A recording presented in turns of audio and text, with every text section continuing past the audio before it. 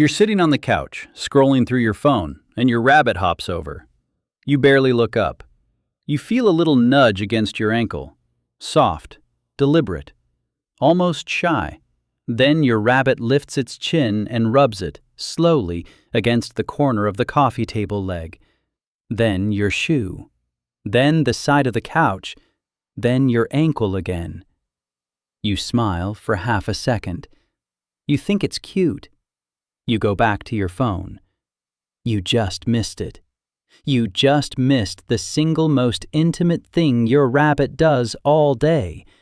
You missed a ritual that is older than agriculture, older than the pyramids, older than every dog breed on Earth. You missed your rabbit performing an act of love so quiet, so coded, so deeply prey animal in its logic that almost no human on Earth recognizes it for what it is. Your rabbit was not being weird. Your rabbit was not marking territory like a cat. Your rabbit was doing something far stranger and far more beautiful. And by the end of this video, you're going to look at your coffee table, your laptop, your slippers, and your own ankles completely differently. Because everything your rabbit has chinned in the last 6 months is part of a map. And you, whether you realized it or not, are on that map. Stay with me, because around the middle of this video, I'm going to tell you about a specific kind of chinning that 95% of owners completely misread. They think it's possessiveness, and they pull away. It's actually the opposite. We'll get to that. But first, you need to understand what's actually happening under that little chin. Tucked under your rabbit's jaw, just behind the lips, is something most owners have never seen and never will. It's called the submandibular gland. It's tiny. It's invisible from the outside.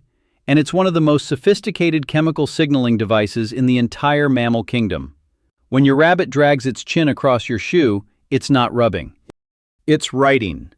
It's depositing a cocktail of pheromones, a scent so faint that you, with your roughly 5 million olfactory receptors, will never smell it. Your rabbit, with its nearly 100 million olfactory receptors, can read that scent like you read a billboard. And here's the first thing I need you to understand. That scent is not a mind stamp. That's the dog logic, the cat logic, the predator logic. Rabbits are prey animals. Their entire nervous system, every twitch, every freeze, every flop, every thump, is built around one question and one question only. Am I safe right now, or am I about to die? Everything a rabbit does flows from that question, including chinning. So if a rabbit isn't claiming territory like a predator would, what is it doing? It's building a safety map. Imagine you're a small mammal whose ancestors have been hunted by foxes, hawks, weasels, snakes, owls, dogs, cats, and humans for somewhere between 40 and 50 million years. 40 million years. To put that in scale, modern humans have existed for about 300,000 years. The prey animal hardware inside your rabbit is over 100 times older than our entire species. Your rabbit's brain is essentially an ancient survival computer running on instincts that were already ancient when the first primates climbed down from trees. Now imagine being that small mammal and being dropped into a strange, enormous, echoing cave full of unfamiliar smells, vertical surfaces, and giant, warm-blooded creatures that move unpredictably. That's your living room. To your rabbit, your apartment is not a home. Not at first. It's an unmapped, potentially lethal landscape. And the only way a prey animal survives an unmapped landscape is to map it. Carefully, surface by surface, corner by corner, with its chin. When your rabbit chins the leg of your coffee table, it's saying, I have been here. This is known. This is mine in the sense of, this is part of my survival map. When it comes back tomorrow and the scent is still there, it relaxes. The cave is the same as it was yesterday. No predator has rearranged it. The world is safe enough to nibble. The world is safe enough to flop. The world is safe enough to binky. If your rabbit chins the same 3 or 4 spots over and over, that's not obsession. That's the perimeter of its emotional safe zone. Those are the load-bearing pillars of its sense of home. If your rabbit suddenly starts chinning more aggressively when you rearrange furniture, that's not annoyance. That's a prey animal whose map just got erased, frantically redrawing it before nightfall. And if your rabbit chins a brand new object, a grocery bag, a guest's backpack, your laptop charger you brought home from work, that's not curiosity. That is a tiny ancient survival computer running a full risk assessment, deciding whether to integrate this object into the safety map or treat it as a threat. The chinning is the moment the verdict comes down. The chinning means accepted, safe, filed. Now I want you to think about something. Stay with me. Your rabbit chins your ankle, your hand, the hem of your jeans. You. Are you furniture? In a way that I think is going to take your breath away, yes. And it is the highest compliment a rabbit is biologically capable of giving. Because to be chinned by a rabbit is to be added to the safety map. It is to be filed in the deepest, oldest part of that prey animal's brain, under the category of things that are not going to kill me.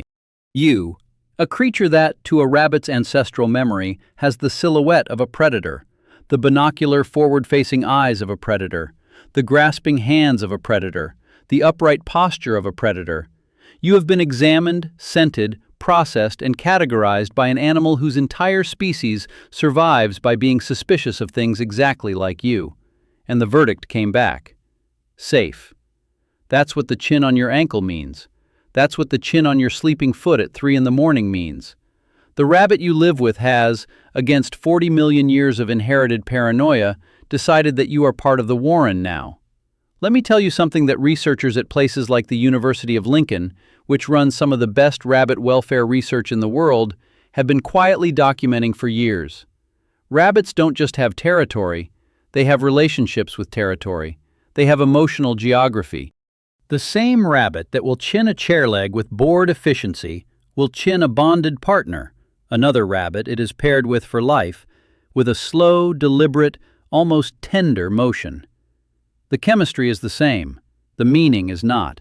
Context changes everything. And here's the wow moment I want you to sit with. When two bonded rabbits groom each other, when they flop side by side, when they chin each other gently across the forehead, the bonded pair's stress hormones drop in synchrony. Their heart rates regulate together. They are, in a measurable physiological sense, calming each other's nervous systems. Rabbits form lifelong bonds and grieve, sometimes fatally, when a partner dies. This is not a starter pet. This is not a boring animal. This is one of the most emotionally bonded mammals in your home.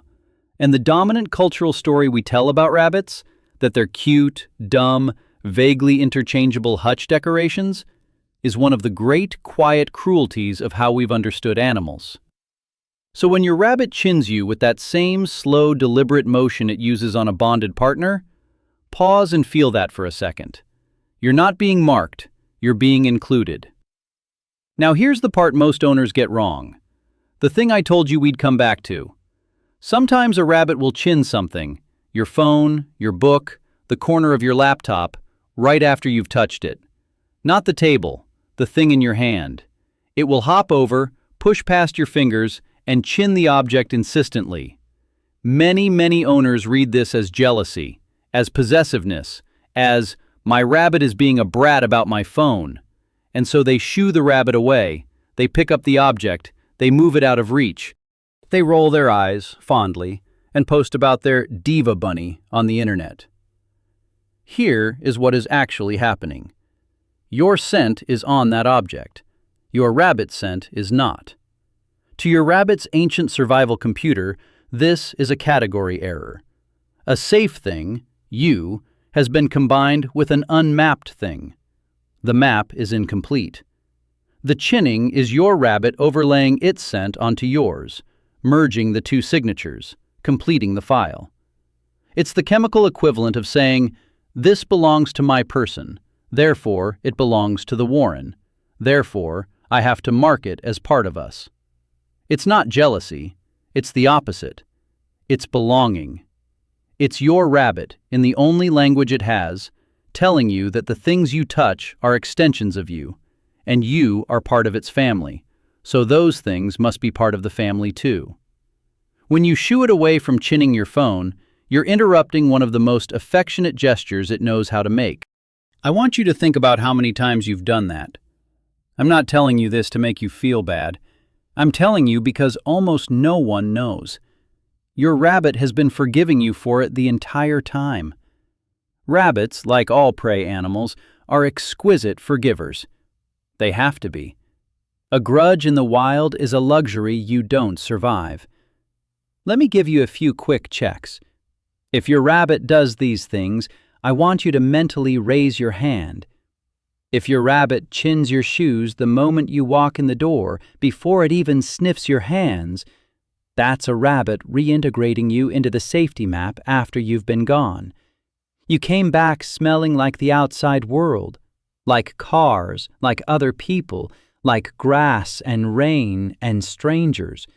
The chinning is the welcome home ritual.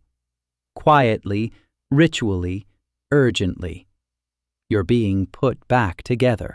If your rabbit chins you, then chins its food bowl, then chins you again, that's a rabbit linking the two most important things in its world into one scent profile. You are food source adjacent in its emotional geography. That's not transactional. To a prey animal, the source of food is the source of life, and you have just been categorized alongside life itself. If your rabbit chins something and then immediately flops down beside it, exposing its belly, going completely limp, congratulate yourself, because you live with a rabbit that feels safer than 90% of rabbits on Earth. A rabbit will not flop, will not expose its vulnerable belly, will not voluntarily make itself unable to flee, in any environment it does not deeply, viscerally trust. The chin then flop sequence is the rabbit equivalent of someone signing a lease. I live here now. This is mine. I am home. And if your rabbit has ever chinned your face, your cheek, your chin, your forehead while you were lying on the floor, I want you to know that this is, in the entire vocabulary of rabbit body language, almost the closest thing to a kiss that exists. It is reserved, in the wild, for bonded partners and offspring. It is not a behavior rabbits give away cheaply. If you have received this, you have been loved by a prey animal in a way most prey animals never love anything in their lives. Now, I know what some of you are thinking. You're thinking, my rabbit doesn't chin me. My rabbit chins furniture, but not me. Does my rabbit not love me? Stay with me because this matters. Rabbits, like people, have wildly different personalities. Some rabbits are confident chinners and chin everything in sight by week 2. Some rabbits are cautious and conservative and only chin you after months of observation. Some rabbits chin almost nothing and express their bond entirely through other behaviors, sitting near you without touching, tooth purring when you stroke their forehead, the slow blink, the half flop where one back leg sticks out. Chinning is one dialect of an enormous silent language. The absence of chinning is not the absence of love. It might just mean your rabbit speaks a different rabbit accent. And there's a second thing. Trust with a rabbit is not given, it is earned. This is the single biggest difference between living with a rabbit and living with a dog. Dogs come preloaded, after thousands of years of coevolution with humans, to seek us out, to want our approval, to bond fast. Rabbits were domesticated only about 1400 years ago, recently in evolutionary terms, by monks in medieval France. And the prey animal wiring underneath that domestication is essentially untouched. When a rabbit decides to trust you, it is overriding millions of years of instinct. Every time. Every day. It is, in a real sense, choosing you against its own programming. So here's the one thing, just one, I want you to do differently starting tomorrow. The next time your rabbit comes over and chins something near you, or chins you directly, do not pull away. Do not shoo. Do not move the object. Do not laugh and pick it up. Just stay still. Let it finish. And then, very slowly, lower your hand to the floor near it, palm down, and let it chin your hand if it wants to. Don't reach for the rabbit. Don't pet. Don't impose. Just be a surface that's available to be mapped. What you are doing in that moment is something most owners never do. You are speaking back. You are saying, in the only physical grammar a rabbit can read, "Yes, I see you. I am part of this. Map me." Do this for 2 weeks, just that, and watch what happens to the rest of the relationship. Watch how your rabbit starts seeking you out for chinning. Watch how the flops get longer. Watch how the periscoping, the moment your rabbit stands up tall on its back legs to look at you, starts happening more often. You're not training the rabbit, you're letting the rabbit train you. And it has been trying, patiently, for as long as you've lived together. Here's the last thing I want to leave you with, and it's the part I think about most. Your rabbit's chin is the softest weapon a prey animal has. It can't bark, it can't bite hard enough to scare a predator, it can't run faster than a hawk. The scent it leaves on the world is invisible, undetectable, almost weightless. And yet, with this almost imperceptible signal, it claims a place in the universe. It says, "I was here. This is safe. These are mine. I exist. I belong." Every coffee table leg in your house is a flag your rabbit has planted. Every shoe in your hallway is a checkpoint on a map. Every time it has touched its chin to your skin, it has whispered, in a chemistry you cannot smell, the most ancient sentence a prey animal can compose. You are not a predator. You are Warren. You are home. So the next time you're sitting on the couch, scrolling through your phone, and you feel that small, soft pressure against your ankle, look up. Don't smile for half a second and go back to scrolling. Stay there. Be still. Let yourself be marked. Because the rabbit at your feet has lived inside 40 million years of fear, and somewhere along the line, against every instinct it inherited, it decided you were the safe place at the end of all that running. Now, you speak rabbit.